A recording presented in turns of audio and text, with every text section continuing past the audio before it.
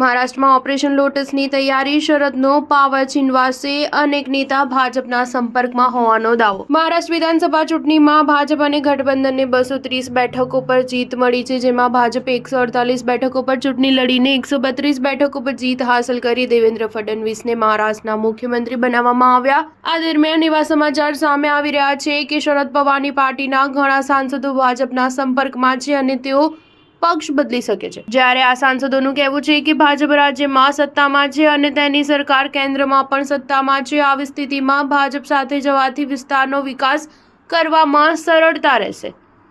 ભાજપના નેતા પ્રવીણ ડારેકરનું કહેવું છે કે મહાવિકાસ આઘાડીના ઘણા સાંસદ અને ધારાસભ્ય અમારા સંપર્કમાં છે, એમાં પણ ખાસ તો શરદ પવારના સાંસદ અમારા સંપર્કમાં છે। આ ઉપરાંત મહાગઠબંધનના ધારાસભ્ય પણ તેમના સંપર્કમાં છે અને તેમનું કહેવું છે કે વિકાસ જ પહેલી પ્રાથમિકતા છે।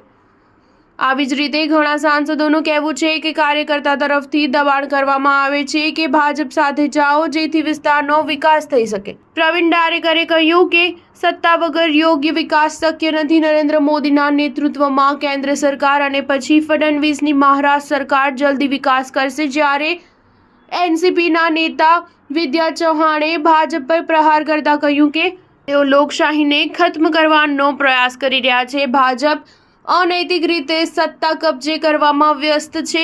આ એ જ લોકો છે જે ધારાસભ્યોનું અપહરણ કરીને ગુવાહાટી લઈ જતા હતા અને ઈવીએમ સાથે પણ છેડછાડ કરવામાં આવી હતી। ભલે મહારાષ્ટ્રમાં ભાજપના નેતૃત્વવાળી સરકાર છે, પરંતુ કેન્દ્રની પાસે નંબર ઓછા છે। કદાચ એટલે જ ભાજપ સાંસદોને તોડવા ઈચ્છે છે, પરંતુ તેમાં સફળ નહીં થાય। તમને જણાવી દઈએ કે લોકસભા ચૂંટણીમાં મહારાષ્ટ્રમાં ભાજપને ફટકો લાગ્યો હતો। તેવામાં એનસીપીમાંથી કેટલાક સાંસદો આવવાથી તેમનો પરિવાર મજબૂત થઈ શકે છે, પરંતુ આનાથી શરદ પવારની પાર્ટીના અસ્તિત્વ પર પણ ખતરો ઊભો થશે, કારણ કે તેના માત્ર 10 ધારાસભ્યો જ જીત્યા છે। સ્ટાર ન્યૂઝ 7 હંમેશા સચ્ચાઈની સાથે।